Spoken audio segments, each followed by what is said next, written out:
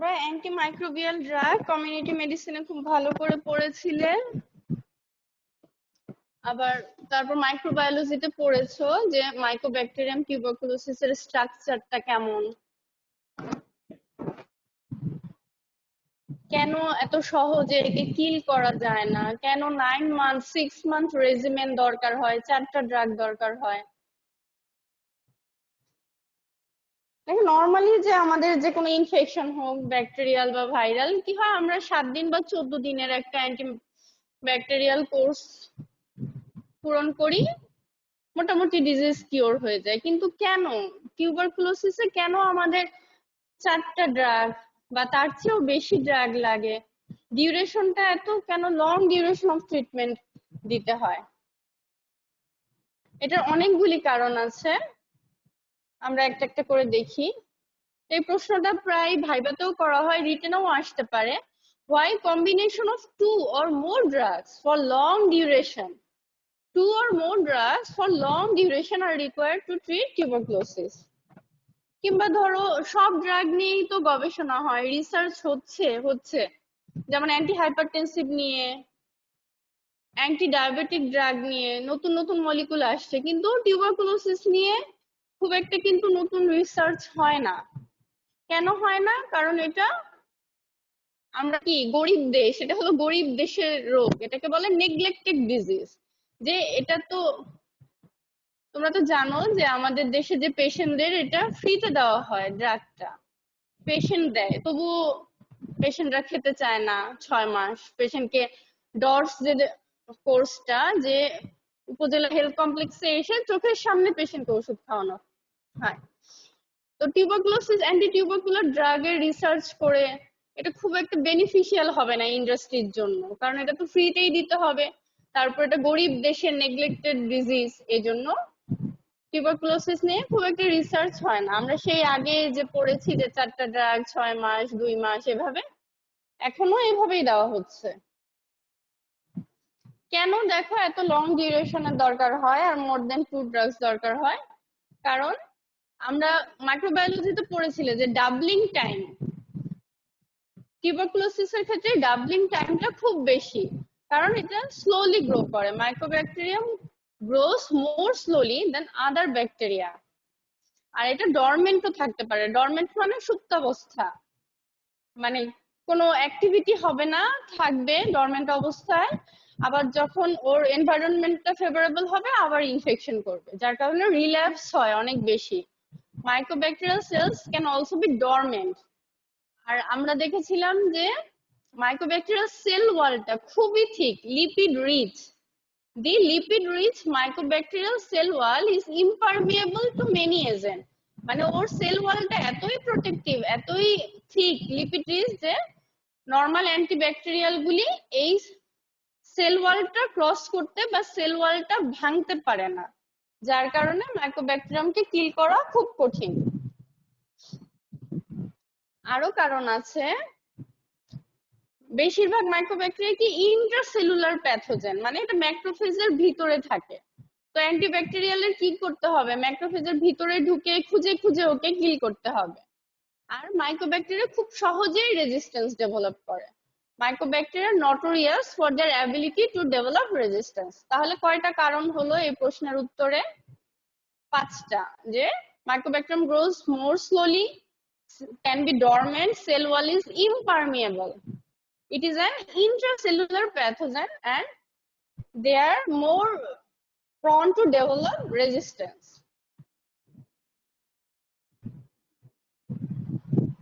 এখন আসো আমরা নরমালি কি কি ড্রাগ ব্যবহার করি, ফার্স্ট লাইন আর সেকেন্ড লাইন। ফার্স্ট লাইন কখন ব্যবহার করি, সেকেন্ড লাইন কখন ব্যবহার করি? আগে দেখো ফার্স্ট লাইনে স্ট্রেপ্টোমাইসিনটা ছিল, কিন্তু ক্যাটজাং-এর যে 14th এডিশন, ওখানে স্ট্রেপ্টোমাইসিনকে সেকেন্ড লাইন ড্রাগের মধ্যে নিয়ে যাওয়া হয়েছে। The first line anti-tubercular drugs are isoniazid, rifampicin or rifampin, USA তে এটাকে রিফাম্পিন বলে, পাইরাজিনামাইড এন্ড ইথামবিউটল। এই 4টা হলো অ্যান্টি টিউবারকুলার ড্রাগের ফার্স্ট লাইন ড্রাগ। রিটেন কোশ্চেনে প্রায় আসে যে name the first line anti tubercular drug with their important adverse effect, অনেক সময় মেনশন করে দেয় যে দুইটা করে ইম্পর্টেন্ট অ্যাডভার্স ইফেক্ট লিখতে হবে ফার্স্ট লাইন ড্রাগের সাথে। এটা খুব কমনলি কিন্তু রিটেনে আসে, খুব ভালো করে পড়বে, স্পেলিং গুলি খুব ভালো করে খেয়াল করবে। তোমরা রিফাম্পিসিন লিখলেই হবে, এটা জাস্ট জানার জন্য যে এটা দুইটা নাম তাই দিয়েছে।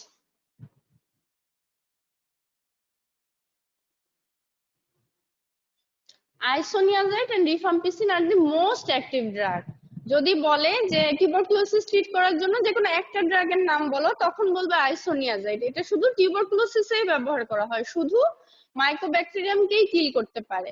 আর যদি দুইটা ড্রাগের নাম বলতে বলে তাহলে বলবে যে আইসোনিয়াজাইড আর রিফাম্পিসিন। রিফাম্পিসিন কিন্তু অ্যান্টি মাইকোব্যাকটেরিয়াল ছাড়া আদার ইন্ডিকেশনও আছে, আমরা পড়বো।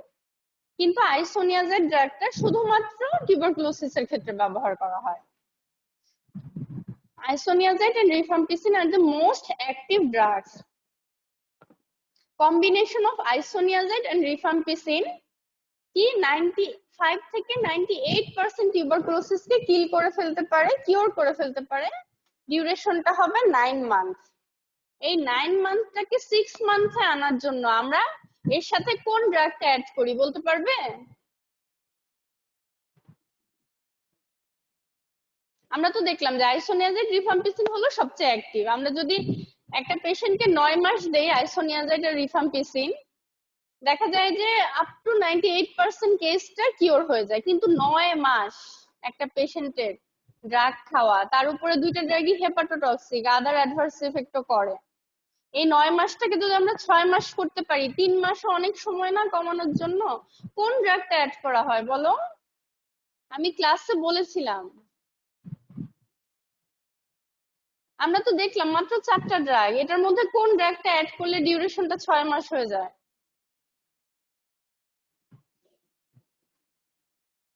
পাইরাজিনামাইড। হ্যাঁ, পাইরাজিনামাইড অ্যাড করলে এই ডিউরেশনটা 9 মাস থেকে 6 মাস হয়ে যাবে। The addition of pyrazinamide to an isoniazid rifampicin combination for the first 2 months allows the total duration of therapy to be reduced to 6 months. আমরা জানি যে এই 6 মাসকে কিভাবে ভাগ করা হয়, প্রথম 2 মাস, পরের 4 মাস। প্রথম 2 মাসে কয়টা ড্রাগ দেওয়া হয়? 4FDC নাকি 2FDC? এফডিসি মানে হলো ফিক্সড ডোজ কম্বিনেশন, 4টা ড্রাগ একসাথেই থাকে, একসাথে ওটার একটা ফিক্সড ডোজ কম্বিনেশন করা হয়। প্রথম 2 মাসে দেওয়া হয় 4টা ড্রাগ, তারপরের 4 মাসে দেওয়া হয় 2টা ড্রাগ। তার মানে আমি যদি প্রথম 2 মাসে এই পাইরাজিনামাইডটা অ্যাড করি, ডিউরেশনটা 9 মাস থেকে কমে 6 মাস হয়ে যাবে। আর সাথে কেন ইথাম্বিউটলটা অ্যাড করব? অ্যাডিশনাল কভারেজ দেওয়ার জন্য। কারণ যদি কিছু কিছু মাইক্রোব্যাকটেরিয়াম আইসোনিয়াজাইড বা রিফাম্পিসিনের রেজিস্ট্যান্স থাকে, ওটাকে কভার করবে। এই জন্য প্রথম 2 মাসে এই 4টা ড্রাগ দেওয়া হয়। স্টেপ্টোমাইসিনটা আগে দেওয়া হতো, এখন দেওয়া হয় না, এখন সেকেন্ড লাইনে দেওয়া হয়। এখন আসো second line anti tubercular drug. এটা কিন্তু খুব কমন একটা রিটেন কোশ্চেন। আর দেখা যায় এখানে কয়টা ড্রাগ দেখি, 3 3 6 7 13টা ড্রাগের নাম আছে, কিন্তু তোমরা লিখতে গেলে 4-5টা লিখেই ভুলে যাও। অন্তত 10টা ড্রাগের নাম লিখতেই হবে, ঠিক আছে? তোমরা যদি অ্যালফাবেটিক্যালি পড়ো তাহলে কিন্তু খুব সহজে মনে থাকবে। দেখো, এ দিয়ে 2টা, বি দিয়ে 1টা, সি দিয়ে 4টা। বইয়ে সবসময় ড্রাগের নামগুলো অ্যালফাবেটিক্যালি দেওয়া থাকে। তাহলে second line anti tubercular drugs কি কি আছে, এটা কিন্তু ভাইভাতে কার্ড কোশ্চেন গুলিতেও আছে। Name some second line anti tubercular drug. এর মধ্যে আছে amikacin, amino salicylic acid, bedaquiline, capreomycin, ciprofloxacin, clofazimine, cycloserine. এই ক্লোফাজেমিন আরেকটা কোন ডিজিজে ব্যবহার করা হয়? এটা একটা অ্যান্টি লেপ্রোসি ড্রাগ, মানে অ্যান্টি মাইক্রোব্যাকটেরিয়াল। মাইক্রোব্যাকটেরিয়া দিয়েই তো লেপ্রোসি হয়। ক্লোফাজেমিন। সাইক্লোসেরিন এটা কোন গ্রুপে ছিল? আমরা ক্লাসিফিকেশন পড়েছি না অ্যান্টি ব্যাকটেরিয়াল ড্রাগের? সেল ওয়াল সিনথেসিস ইনহিবিটরস ছিল সাইক্লোসেরিন, বেসিট্রেসিন এগুলি। তাহলে কি কি হলো? Amikacin, amino salicylic acid, bedaquiline, capreomycin, ciprofloxacin, clofazimine, cycloserine. এই চারটা নাম সি দিয়ে মনে রাখবে যাতে মিস না হয় পরীক্ষার সময়। আর কি কি আছে? ইথিওনামাইড, লিভোফ্লক্সাসিন, মক্সিফ্লক্সাসিন।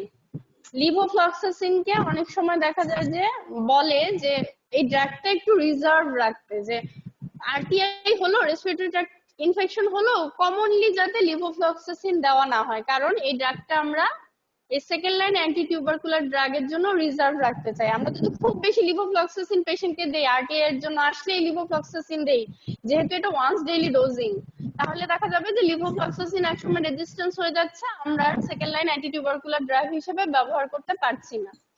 তাই চেষ্টা করা হয় যে লিভোফ্লক্সাসিনটাকে একটা স্পেয়ার ড্রাগ হিসেবে রাখতে। মক্সিফ্লক্সাসিন, এগুলি কিন্তু একই গ্রুপের ড্রাগ, ডিএনএ জাইরেজ ইনহিবিটরস, মানে সিপ্রোফ্লক্সাসিন, লিভোফ্লক্সাসিন আর মক্সিফ্লক্সাসিন, এই তিনটা একই গ্রুপের ড্রাগ। আর কি কি আছে? রিফাবিউটিন, রিফাপেন্টিন। এই রিফাবিউটিন আর রিফাপেন্টিনটা রিফাম্পিসিনের মতো কাজ করে, মানে আরএনএ ডিপেন্ডেন্ট ডিএনএ পলিমারেজকে ইনহিবিট করার মাধ্যমে কাজ করে। আর স্ট্রেপ্টোমাইসিন, স্ট্রেপ্টোমাইসিনটা কোন গ্রুপে পড়েছি আমরা?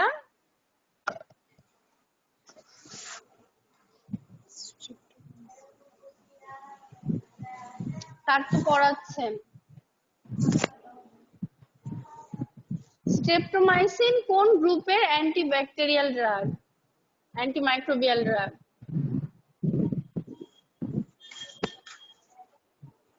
বলছো না কেন কেউ? সবাই ভুলে গেছো? রোল 8 বলো তো। ভুলে গেছে, মনে পড়তেছে না। আচ্ছা, আমি একটা হিন্টস দিচ্ছি, এ দিয়ে শুরু, বলো এবার। Amino glycoside. ভুলে গেলে কিভাবে সবাই? অ্যামাইনো নামগুলি glycoside. Yes, amino glycoside. Amino গ্লাইকোসাইডের কমন কিছু অ্যাডভার্স ইফেক্ট থাকে না? কি কি? দুইটা বলো। দুইটা কমন অ্যাডভার্স ইফেক্ট প্রায় প্রতিটা অ্যামাইনো গ্লাইকোসাইড করে। বাসায় পড়ো না কেন তোমরা? 24 ঘন্টা সময়, এর মধ্যে যদি 5 ঘন্টাও পড়ো, বাকি কত ঘন্টা থাকে রিক্রিয়েশনের জন্য, আদার্স অ্যাক্টিভিটির জন্য?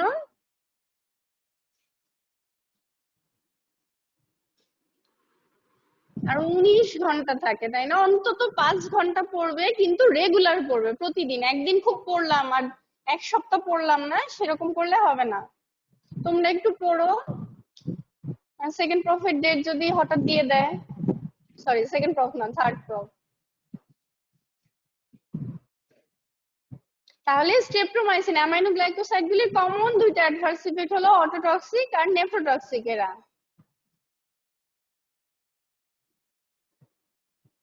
এখন আসো ইন্ডিভিজুয়াল ড্রাগ গুলি, এগুলি এমসিকিউ এর জন্য পড়বে। মাঝে মাঝে আসে আইসোনিয়াজাইডের মেকানিজম অফ অ্যাকশন।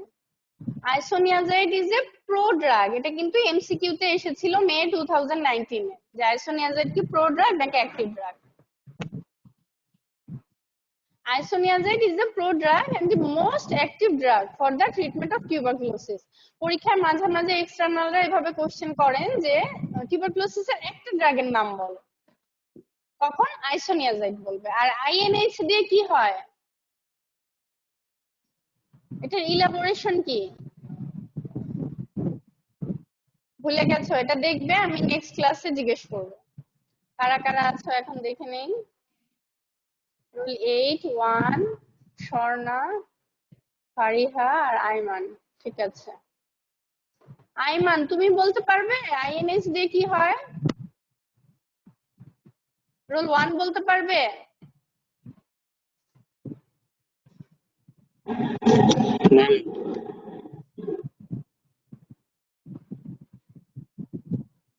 আচ্ছা, নেক্সট ক্লাসে পড়া ধরবো, ঠিক আছে? আইসোনিয়াজাইডের মলিকুলার ওয়েট খুব কম, 137, এটা মনে না রাখলেও হবে।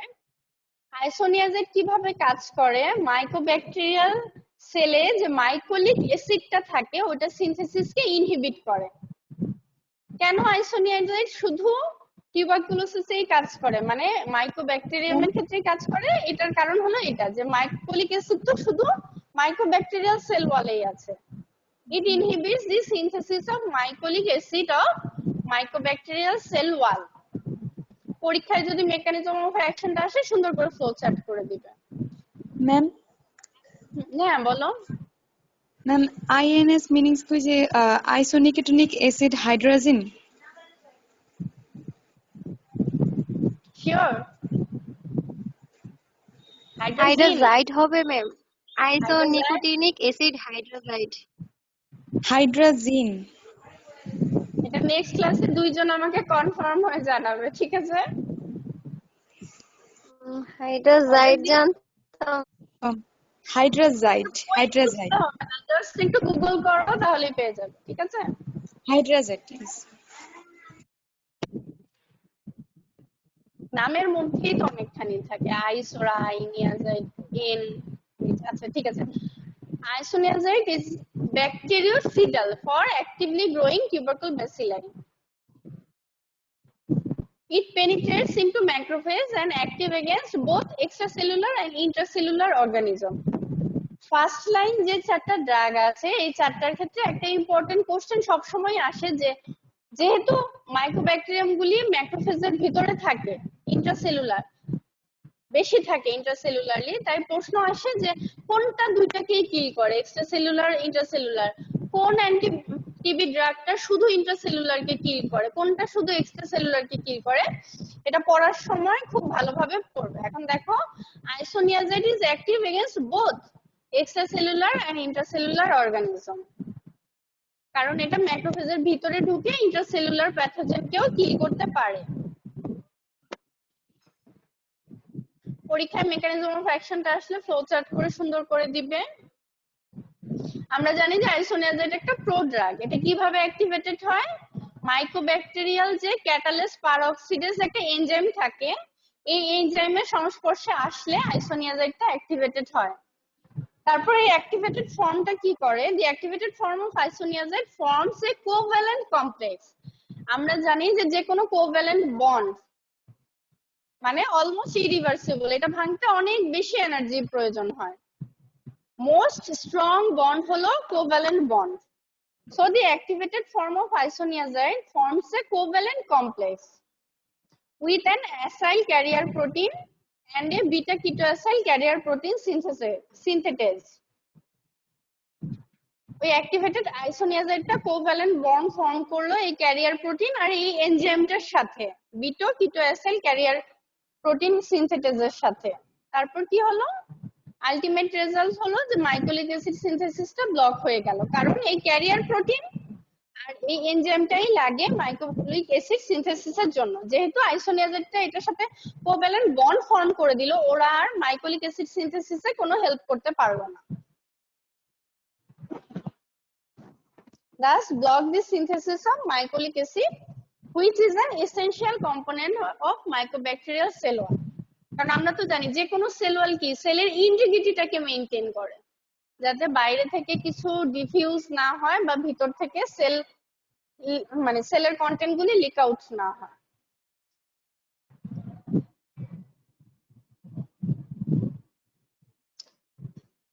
এগুলি এমসিকিউ এর জন্য ফার্মাকোকাইনেটিক প্রপার্টি গুলি পড়বে। It is readily absorbed from the GIT, gastrointestinal tract. Isoniazid diffuses readily into all body fluids and tissues. তোমরা আইসোনিয়াজাইডের শেষে মাঝে মাঝে একটা ই দিয়ে দাও, এখানে কিন্তু কোনো ই হবে না, ZID।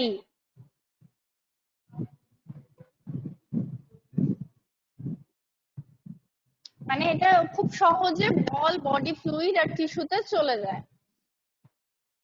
আইসোনিয়াজাইডের মেটাবলিজম, এটা ইম্পর্টেন্ট দুইটা কোশ্চেন করার জন্য। র্যাপিড অ্যাসিটাইলেটর কি, স্লো অ্যাসিটাইলেটরস কি? Isoniazid is metabolized in the liver by acetylation. এটা হলো একটা phase 2 reaction of biotransformation.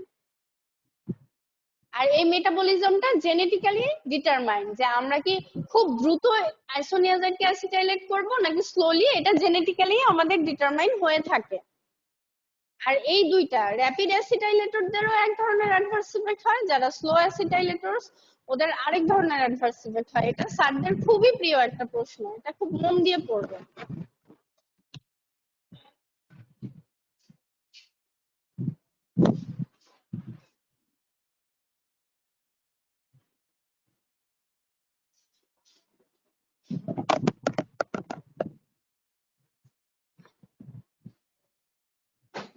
আমি ওটা বলবো পরে। The isoniazid is excreted mainly in the urine.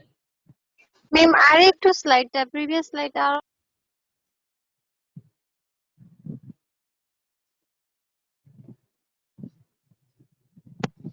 আইসোনিয়াজাইড metabolism হয় অ্যাসিটাইলেশন রিঅ্যাকশনের মাধ্যমে। অ্যাসিটাইলেশন হলো ফেজ 2 রিঅ্যাকশন অফ বায়োট্রান্সফরমেশন।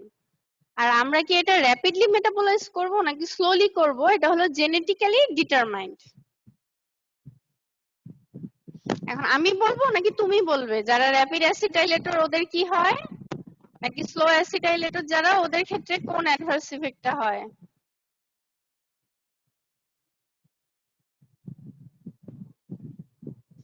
মনে আছে?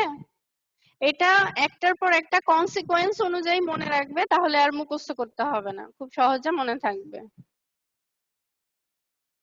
রেনাল ফেইলরে এটা ডোজ অ্যাডজাস্ট করার কোনো দরকার নেই। এই এমসিকিউতে মাঝে মাঝে এমন কনফিউশন করে দিয়ে দেয় লাইনটা যে একটু না পড়লে তোমরা পারবে না।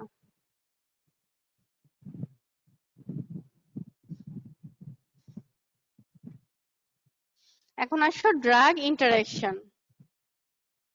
আইসোনিয়াজাইড আর রিফাম্পিসিন। আইসোনিয়াজাইড কি করে?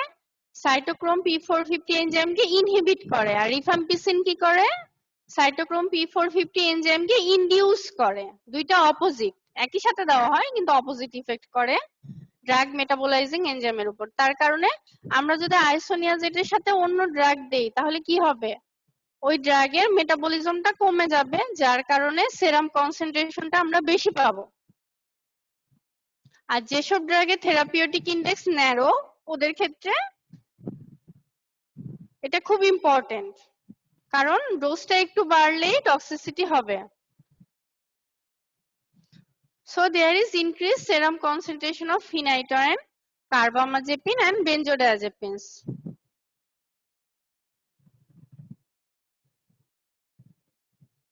অ্যাডভার্স ইফেক্ট কি কি হয়? একটাকে বলে ইমিউনোলজিক রিঅ্যাকশন, আরেকটা হলো ডিরেক্ট টক্সিসিটি। ইমিউনোলজিক রিঅ্যাকশনের মধ্যে হয় fever, skin rash, drug induced SLE, systemic lupus ইরিথ্রোম্যাটোসাস।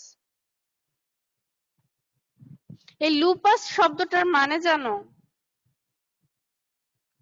এটা তোমরা একটু দেখে নিবে যে এই লুপাস, হ্যাঁ নেকড়ে, এটাকে কেন বলে? কারণ এসএলই তে পেশেন্টের অ্যাপিয়ারেন্সটা এমন হয় যে কোনো নেকড়ের অ্যাটাক করলে তারপরে পেশেন্ট একজন ভিকটিমের যেরকম মানে ফিচার হবে ওরকম জায়গায় জায়গায় র্যাশ। ঠিক আছে, তাহলে ইমিউনোলজিক রিঅ্যাকশনের মধ্যে আছে fever, skin rash, drug induce SLE. আর ডিরেক্ট টক্সিসিটির মধ্যে কি আছে? হেপাটাইটিস, পেরিফেরাল নিউরোপ্যাথি, সিএনএস টক্সিসিটির মধ্যে আছে মেমোরি লস, সাইকোসিস, সিজার এন্ড গ্যাস্ট্রোইন্টেস্টিনাল ডিসকমফর্ট। এখন এই যে ডিরেক্ট দুটো টক্সিসিটি, এটা কাদের হয়? হেপাটাইটিস কোন অ্যাসিটাইলেটরসদের হবে? পেরিফেরাল নিউরোপ্যাথি কোন অ্যাসিটাইলেটরসদের হবে? ম্যাম যারা হচ্ছে র্যাপিড অ্যাসিটাইলেটর তাদের হবে হেপাটাইটিস, আর যারা কিনা স্লো অ্যাসিটাইলেটর তাদের হবে পেরিফেরাল নিউরোপ্যাথি। হ্যাঁ, এখন দেখো আমরা প্রথমে আসি স্লো অ্যাসিটাইলেটরদের কেন পেরিফেরাল নিউরোপ্যাথি হয়। আইসোনিয়াজাইডের সাথে পাইরিডক্সিন, পাইরিডক্সিন হলো ভিটামিন B6, এর স্ট্রাকচারাল কিছু সিমিলারিটিস আছে দেখো, যার কারণে আইসোনিয়াজাইডটা কি করে আমাদের বডি থেকে পাইরিডক্সিনের এক্সক্রিশনটাকে বাড়িয়ে দেয়, প্রমোট এক্সক্রিশন অফ পাইরিডক্সিন, যার ম্যাম কারণে এর আগে ক্যাটজাঙে আছে। Yes ma'am. এখন দেখো পেরিফেরাল নিউরোপ্যাথি কাদের হবে? Occurs in slow acetylators. কারণ যারা স্লো অ্যাসিটাইলেটর ওদের কি হয়? আইসোনিয়াজাইডটা মেটাবলিজম খুব স্লোলি হয়, যার কারণে আইসোনিয়াজেডটা আমাদের বডিতে বেশিক্ষণ থাকে। আর আইসোনিয়াজেড কি করে, পাইরিডক্সিনের এক্সক্রিশনটাকে প্রমোট করে। আইসোনিয়াজেড কি করবে, পাইরিডক্সিনকে বের করে দেবে আমাদের বডি থেকে। আর আমরা জানি যে পাইরিডক্সিন যদি ডেফিসিয়েন্সি হয় ভিটামিন B6, আমাদের পেরিফেরাল নিউরোপ্যাথি হয়। It is the mechanism of peripheral neuropathy in slow acetylators. যার কারণে যেহেতু এশিয়ান পিপলরা বলে যে স্লো অ্যাসিটাইলেটর, দেখবে যে অ্যান্টি টিউবারকুলার রেজিমেনে এই 4টা ড্রাগের সাথে একটা এক্সট্রা কি ড্রাগ দেওয়া হয়, পাইরিডক্সিন দেওয়া হয়। 10 মিলিগ্রাম বা 25 মিলিগ্রামের পাইরিডক্সিনের একটা ট্যাবলেট দেওয়া হয়।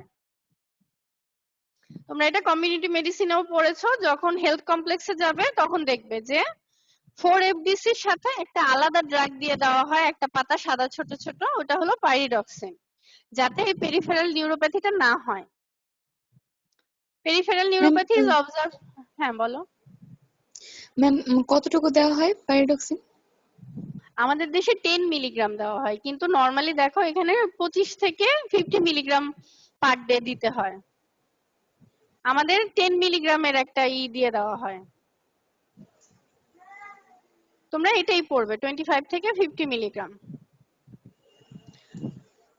Yes, ma'am. পেরিফেরাল নিউরোপ্যাথিটা হয় 10 to 20% পেশেন্টের। যখন আইসোনিয়াজাইডের ডোজটা 5 milligram per KG per day এর চেয়ে বেশি হয়, তখন পেরিফেরাল নিউরোপ্যাথি হওয়ার চান্সটা বেশি থাকে। নিউরোপ্যাথি কাদের বেশি হয়, যাদের ম্যাল নিউট্রিশন আছে, ডায়াবেটিস মেলাইটাস আছে, এইডস অথবা ইউরেমিয়া আছে, তাদের ক্ষেত্রে নিউরোপ্যাথির চান্সটা বেড়ে যায়। এটা শর্ট নোটে কিন্তু আসতে পারে, পেরিফেরাল নিউরোপ্যাথি উইথ আইসোনিয়াজাইড, এটা ডেসক্রাইব করবে কাদের হয়, স্লো অ্যাসিটাইলেটরদের হয়, কেন হয়, এই কারণে হয়। যাদের ম্যাল নিউট্রিশন ডায়াবেটিস থাকে ওদের চান্সটা বেড়ে যায়। যখন আইসোনিয়াজাইডের ডোজটা আমি 5 মিলিগ্রামের চেয়ে বেশি দিব পার কেজি পার ডে, তখন আরো পেরিফেরাল নিউরোপ্যাথি হওয়ার চান্সটা বেড়ে যাবে। এটা তো আগেই বলেছে ম্যাম আইসোনিয়াজাইড। হ্যাঁ বলো। ম্যাম ওই যে ডায়াবেটিক পেশেন্টদের মানে কেন বেশি হবে এটা? এটা সম্ভবত ডায়াবেটিসে তো এমনিতেই নিউরোপ্যাথি হয় না। আমরা হ্যাঁ কি পড়েছি, মাইক্রোভাস্কুলার আর ম্যাক্রোভাস্কুলার কমপ্লিকেশনে ছিল, এজন্য হতে ইয়েস ম্যাম, পারে। এক্সাক্ট কজটা আমার জানা নেই। Yes ma'am. এটা তো আগেই বলেছি যে neuropathy is due to relative deficiency of pyridoxine, isoniazid promote excretion of pyridoxine. Neuropathy is readily reversed by administration of pyridoxine in a doses as low as 10 milligram. মানে তুমি যদি 10 মিলিগ্রাম পার ডে এর একটা dose দিয়ে দাও সাথে pyridoxine, এই নিউরোপ্যাথিটা তুমি প্রিভেন্ট করতে পারবে। অথবা নিউরোপ্যাথি হয়ে গেল, ওটা আবার রিভার্সড হয়ে যাবে, এটা ইরিভার্সিবল না, রিভার্সিবল নিউরোপ্যাথি।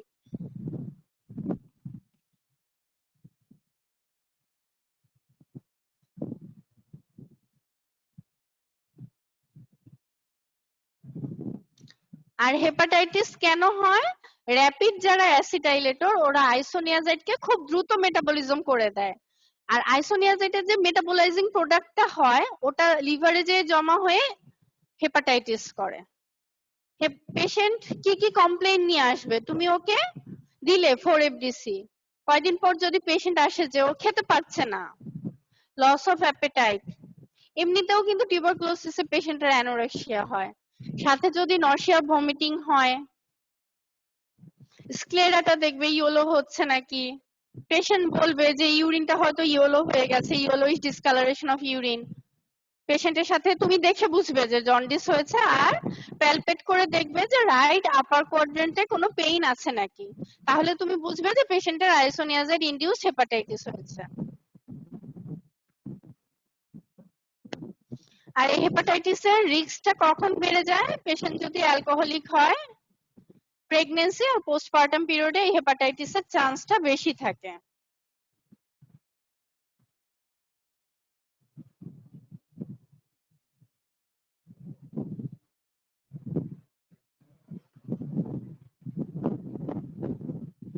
এখন আসো রিফাম্পিসিন। আচ্ছা বলো তো, এই আইসোনিয়াজাইডের কারণে হেপাটাইটিস হলো, পেশেন্ট এই ফিচার নিয়ে আসলো, তাহলে কি তুমি পেশেন্টের ড্রাগটা বন্ধ করে দিবে আইসোনিয়াজাইডটা? কারণ আমরা তো কম্বিনেশনে দেই, 4FDC দেই। তখন ওই 4FDC থেকে আমি আইসোনিয়াজাইডের কারণে হেপাটাইটিস হলে ওটাকে কিভাবে বন্ধ করব? কিংবা 4FDC তে তো আইসোনিয়াজাইডও আছে, রিফাম্পিসিনও আছে, পাইরাজিনামাইডও আছে। কোনটার কারণে তোমার হেপাটাইটিস হলো এটা আমরা কিভাবে বুঝবো? আর হেপাটাইটিস যদি হয় তাহলে আমরা কি করব? কি করব ম্যাম? এটা বাসায় বই খুলে বা কমিউনিটি মেডিসিন বই খুলে কিংবা গুগল করে বের করবে, তারপর নেক্সট ক্লাস আমাকে অ্যানসার দিবে, দিতে না পারলে আমি বলে দেব। চিন্তা করতে হবে পড়ার সময়। জি ম্যাম। কমিউনিটি মেডিসিনে বলেছিল না যে পেশেন্ট এই সিম্পটম নিয়ে আসলে কি করতে হবে? লিভার ফাংশন টেস্টে আমরা কি কি দেখি ওটাও পড়বে, এটা মেডিসিনেও পড়েছো তোমরা, অলরেডি পড়ে ফেলার কথা। রিফাম্পিসিন কি? এটা হলো একটা অ্যান্টিবায়োটিক, মানে বায়ো মানে কি লিভিং অর্গানিজম থেকে আসে। স্ট্রেপ্টোমাইসিস মেডিটেরিয়ান রিজনে এটা থাকে, এই ফাঙ্গাসটা থেকে আসে। এটা হলো semi synthetic derivative. Rifampicin is bactericidal for mycobacteria. আমরা দেখেছি যে আইসোনিয়াজাইডটাও কিন্তু ব্যাকটেরিওসিডাল। রিফাম্পিসিন যে শুধু মাইক্রোব্যাকটেরিয়াকে কিল করে তা না, এটা gram positive cocci, gram negative cocci, some enteric bacteria, ক্ল্যামাইডিয়াকেও কিল করে। মাইক্রোব্যাকটেরিয়ার সাথে এই চারটাকেও রিফাম্পিসিন কিল করতে পারে। এজন্য আমরা এটা টিউবারকুলোসিস ছাড়াও এটার আদার ইন্ডিকেশনে রিফাম্পিসিনটা ব্যবহার করতে পারি, কিন্তু আইসোনিয়াজাইডটা পারি না।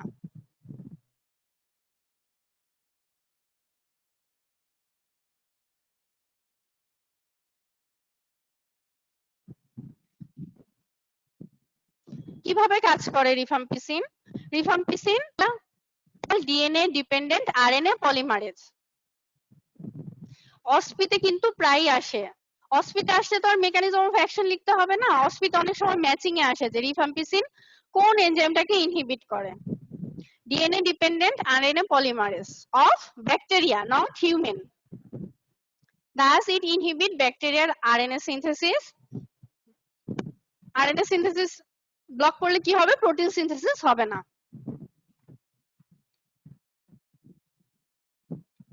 Human RNA polymerase doesn't bind with rifampicin, এজন্য এটা কি হয়? সিলেক্টিভ টক্সিসিটি, মানে শুধুমাত্র ব্যাকটেরিয়ার আরএনএ পলিমারেজকে ইনহিবিট করবে, হিউম্যানে ইফেক্ট করবে না।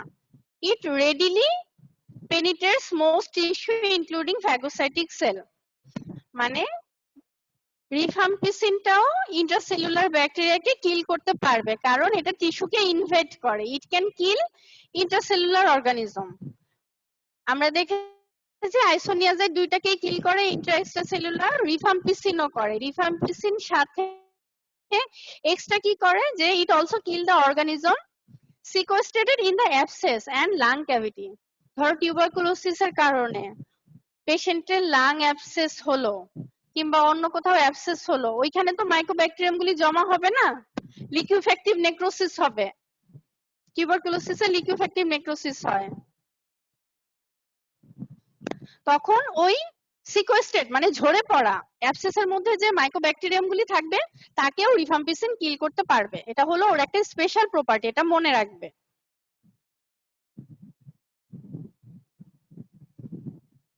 এটা শুধু রিফাম্পিসিনই করবে, আদার কোনো মানে অ্যান্টিটিবি ড্রাগ করবে না। It is well absorbed, excreted হয় বাইল আর লিভার দিয়ে, বাইলের মাধ্যমে। আমরা জানি যে যে ড্রাগই বাইলে এক্সক্রিটেড হয় ওদের একটা স্পেশাল প্রপার্টি হয় যে এন্টারোহেপাটিক রিসার্কুলেশন, যার কারণে আমরা ড্রাগের প্রলং ডিউরেশন অফ অ্যাকশন পাই। বাইলের মাধ্যমে এক্সক্রিটেড হয়ে আবার রিঅ্যাবজর্পশন হয়ে যায়, যার কারণে আমরা কন্টিনিউয়াস একটা সাইকেল পাই আর পেশেন্টের ডিউরেশন অফ অ্যাকশনটাও প্রলং হয়। এটা কিন্তু অস্পিতে আসে। Name some drug which undergoes enterohepatic recirculation. আমরা গত ক্লাসে পড়েছিলাম যে NSAID গুলি, non steroidal anti inflammatory drug গুলিরও এন্টারোহেপাটিক রিসার্কুলেশন হয়।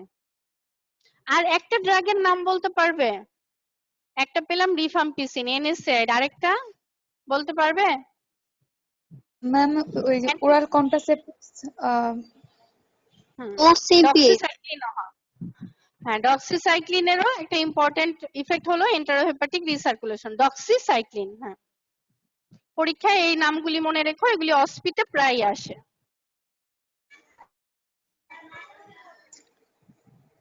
ডোজেস ম্যাম ওসিপি অ্যাডজাস্টমেন্ট গুলা কি দরকার। হয়? হ্যাঁ হ্যাঁ, ওসিপিও হয়। The drug is relatively highly plasma protein bound. Dose অ্যাডজাস্টমেন্টের কোনো দরকার নেই হেপাটিক অথবা রেনাল ইনসাফিসিয়েন্সি থাকলে। ম্যাম ওই যে ম্যাম রিফাম্পিসিনের যে একটা মানে স্পেশাল ক্যারেক্টারিস্টিক বললেন যার অন্যান্য ড্রাগ গুলা থাকে না ম্যাম, এটা একটু আবার একটু বলেন। মানে ধরো টিউবারকুলোসিসের কারণে পেশেন্টের লাং অ্যাবসেস বা অন্য কোথাও অ্যাবসেস হলো, তাহলে Yes, ma'am. অ্যাবসেসের মধ্যে আমরা কি জানি, পাস, যেটা অ্যাবসেসের যে পাস থাকে ওটা কি, পাস মানেই কি অর্গানিজম না? Yes ma'am. ওই পাসের মধ্যে যে অর্গানিজম ওটাকেও কিল করতে পারবে। নরমালি পাস তো অ্যাবসেস গুলি এত ঠিক হয় যে সব অ্যান্টিব্যাকটেরিয়াল কিন্তু ওই পাসের অর্গানিজমকে কিল করতে পারে না, কিন্তু রিফাম্পিসিন পারবে। রিফাম্পিসিন ইন্ট্রাসেলুলার অর্গানিজমকেও কিল করবে, আবার অ্যাবসেসের মধ্যে কি থাকে, পাস থাকে, ওই পাসের মধ্যে যে অর্গানিজম গুলি থাকবে মাইক্রোব্যাকটেরিয়া তাকেও কিল করবে। Yes ma'am.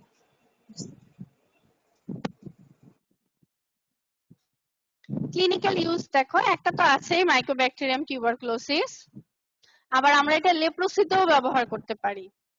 Eradication of meningococcal carrier. Meningococcus কি গ্রাম পজিটিভ কক্কাই নাকি গ্রাম নেগেটিভ কক্কাই?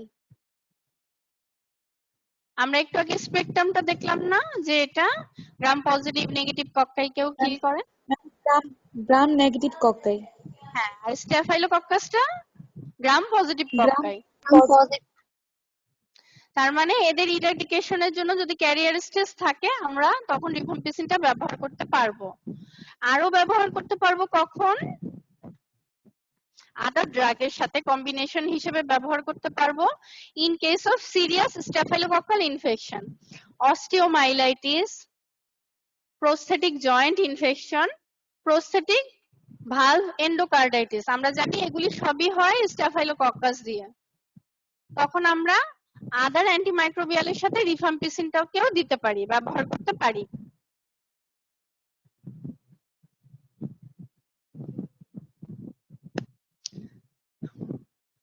তাহলে রিফাম্পিসিনের যদি ইন্ডিকেশন আসে শুধু টিউবারকুলোসিস না, শুধু লেপ্রোসি না, আদার ইন্ডিকেশন গুলিও লিখবে, অস্টিওমাইলাইটিস, জয়েন্ট ইনফেকশন, তারপর মেনিনগোকক্কাল ক্যারিয়ার ইরাডিকেশন করার জন্য। ঠিক আছে, এই স্পেশাল প্রপার্টির জন্যই কিন্তু মাঝে মাঝে ইন্ডিকেশনে আসে অথবা ভাইভাতে জিজ্ঞেস করে।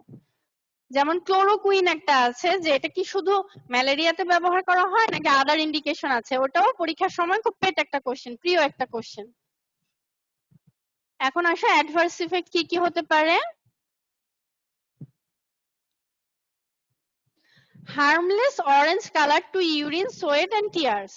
তোমাদের কি 12টার সময় ক্লাস আছে? Yes ma'am. জি ম্যাম।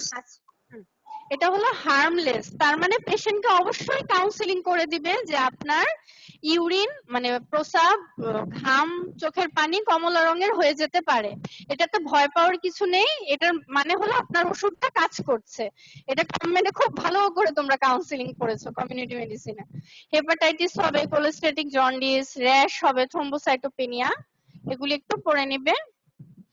মোস্ট ইম্পর্টেন্ট হলো হেপাটাইটিস আর এই অরেঞ্জ ডিসকালারেশন অফ ইউরিন। আরেকটা কি হয়, ফ্লু লাইক সিম্পটম হয়, মানে পেশেন্টের ফিভার, চিল, মায়ালজিয়া হবে। অ্যাকিউট টিউবুলার নেক্রোসিস হতে পারে, নেফ্রাইটিস হতে পারে।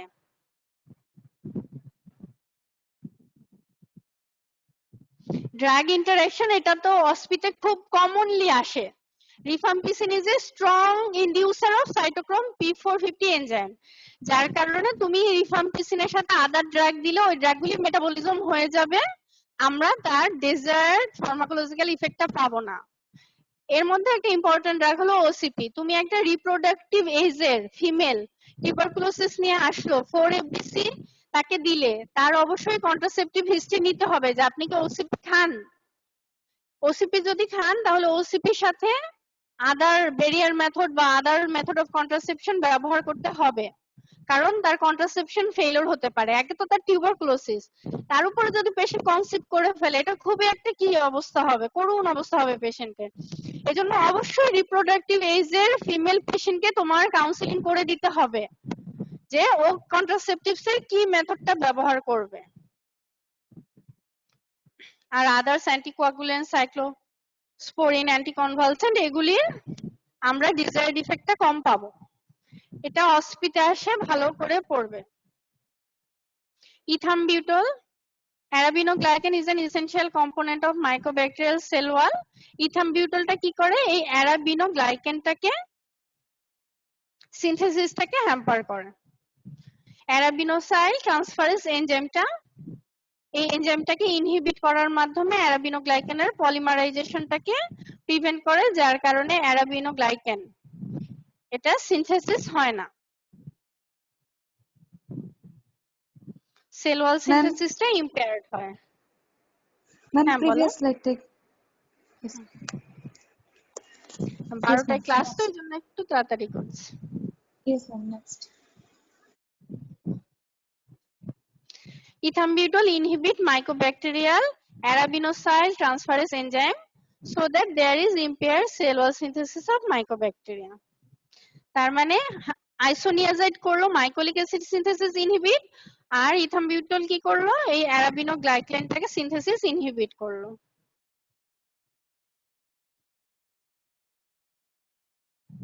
%20 এক্সক্রিটেড হয় ফিসেস দিয়ে, 50% ইউরিন দিয়ে। ইথামবিউটল accumulates in renal failure, so dose should be reduced. renal failure এর সাথে যদি টিউবারকুলোসিস হয়, ইথামবিউটলের ডোজটা কমাতে হবে, তখন তো আর 4FDC টা দেওয়া যাবে না, কারণ ওটা তো ফিক্সড ডোজ। অ্যাডভার্স ইফেক্ট, বুঝি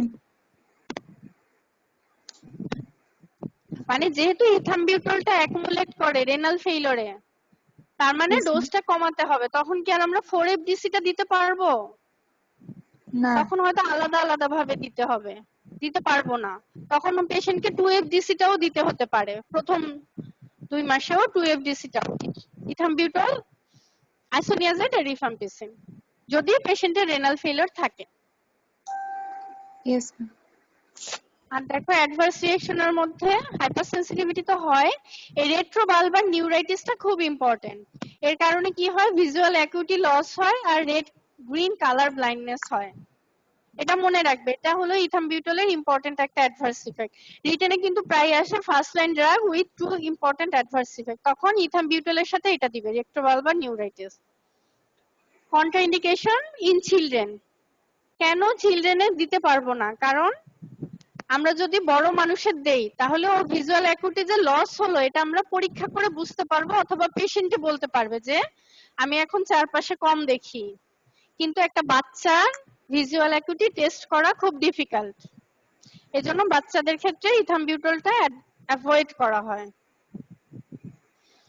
এখন আসো pyrazinamide. Pyrazinamide is converted to pyrazinoic acid. পাইরাজিনামাইডও একটা প্রোড্রাগ, এটা পাইরাজিনোইক অ্যাসিডে কনভার্ট হয়। কি দিয়ে কনভার্ট হয়? By mycobacterial pyrazinamidase enzyme. এই এনজাইমটা পাইরাজিনামাইডকে পাইরাজিনোইক অ্যাসিডে কনভার্ট করে। আমরা তো আগেই পড়লাম, it is important frontline drug used in with isoniazid and rifampicin as a sterilizing agent. Sterilising কেন বলে? এটা যদি ম্যাক্রোফেজের ভিতরে ডরমেন্ট ব্যাসিলাই থেকেও যায়, ওটাকে সবগুলিকে কিল করবে, যার কারণে রিল্যাপস হবে না।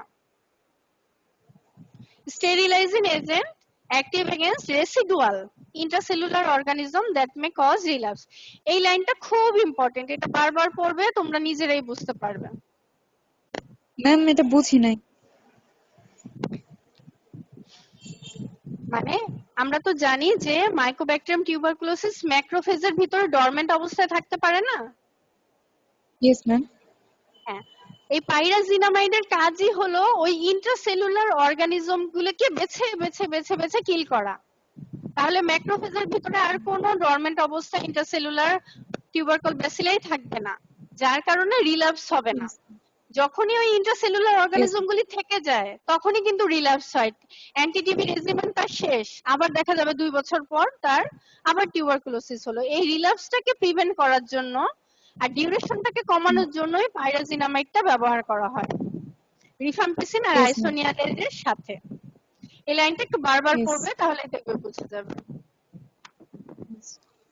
এটা হলো অ্যাসিডিক পিএইচ এ টিউবারকুল ব্যাসিলাইকে ইনহিবিট করতে পারে। আমরা জানি যে ম্যাক্রোফেজের ভিতরে হলো acidic pH. The drug is taken up by the macrophage and exert its activity against mycobacteria in the acidic environment of lysosome. তার মানে পাইরাজিনামাইডটা ইন্ট্রাসেলুলার অর্গানিজম কিল করে, আর রিফাম্পিসিন আইসোনিয়াজাইড ছিল যে বোথ ইন্ট্রাসেলুলার এক্সট্রাসেলুলার কেও কিল করবে। অ্যাডভার্স ইফেক্ট ইম্পর্টেন্ট হলো hepatotoxicity আর হাইপারইউরেসেমিয়া, এই দুইটা দিবে যদি রিটেনে আসে। নশিয়া ভমিটিং হবে, ফটোসেনসিটিভিটি হবে।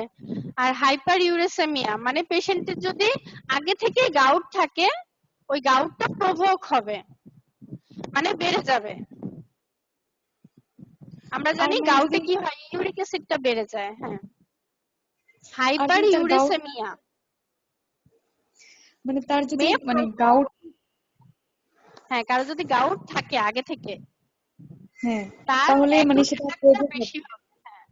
হ্যাঁ, আর যদি গাউট যদি না থাকে, মানে তার যদি আগে থেকে কোনো গাউট টাউট না থাকে তাহলে তাহলে হাইপারইউরেসেমিয়া, ধরো কারো যদি ইউরিক অ্যাসিড লেভেল এত বেশি বেড়ে যায়, হয়তো গাউট হতেও পারে নাও হতে পারে, কিন্তু যার গাউট আছে তার এটা ব্যথাটা, গাউট তো সব সময় ব্যথা করে না, মাঝে মাঝে ফ্লেয়ার আপ হয়, তখন তার এই ফ্লেয়ার আপটা বেশি হবে। আর যার গাউট নেই ওর হয়তো হতেও পারে, সব অ্যাডভার্স ইফেক্ট কিন্তু সব পেশেন্টের হয় না, পার্সেন্টেজ Yes, থাকে। ma'am. মানে তার ইউরিক অ্যাসিডটা বাড়বে। হ্যাঁ, ইউরিক অ্যাসিড বাড়বে।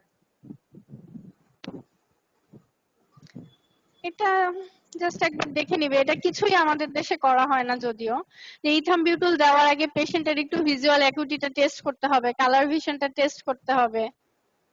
আইসোনিয়াজাইড দেওয়ার আগে পেশেন্টের হেপাটিক এনজাইমটা মেজারমেন্ট করে নিতে হবে। এটা আর কি আইডিয়াল প্রোটোকল অনুযায়ী তো সব সময় করা হয় না। আবার পাইরাজিনামাইড দেওয়ার আগে ইউরিক অ্যাসিডটা মেজারমেন্ট করে নিতে হয়, রিফাম্পিসিন দেওয়ার আগেও হেপাটিক এনজাইমটা মেজার করে নিতে হয়। এই চারটা জাস্ট একবার পড়বে।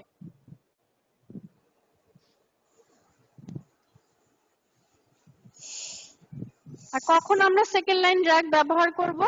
In case of resistance to first line drug, in case of failure of clinical response to conventional therapy. মানে ফার্স্ট লাইন ড্রাগ দিলাম, ওটা রেজিস্ট্যান্স হলো, ক্লিনিক্যাল রেসপন্স হলো না, কিংবা এমন কোনো লাইফ থ্রেটেনিং অ্যাডভার্স ইফেক্ট হলো, যেমন আমরা কি পড়েছি যে হেপাটাইটিস হতে পারে, হেপাটাইটিসটা এত সিরিয়াস হয়ে গেল, তখন আমরা কি করব? সেকেন্ড লাইন এজেন্টটা দিয়ে দেব।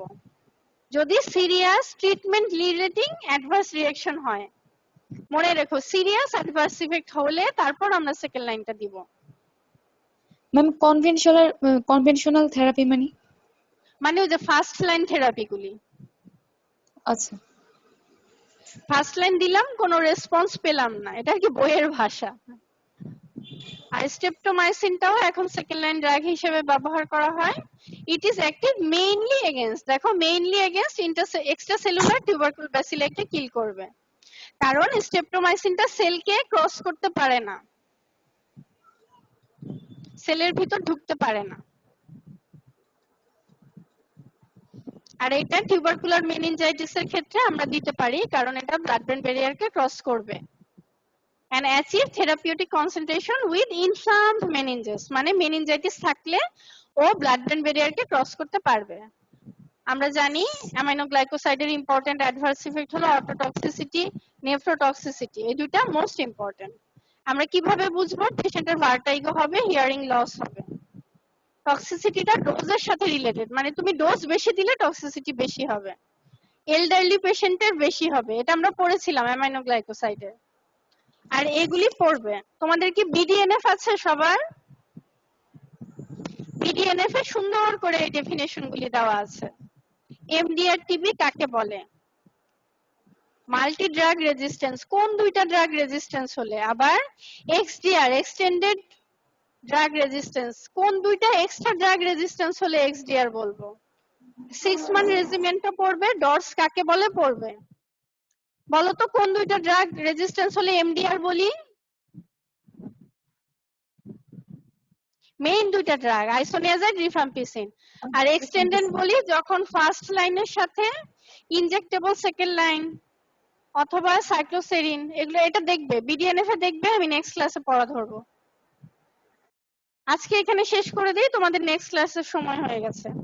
আমি নেক্সট ক্লাসে অ্যান্টি ফাঙ্গাল পড়াবো, তারপর শেষ হলে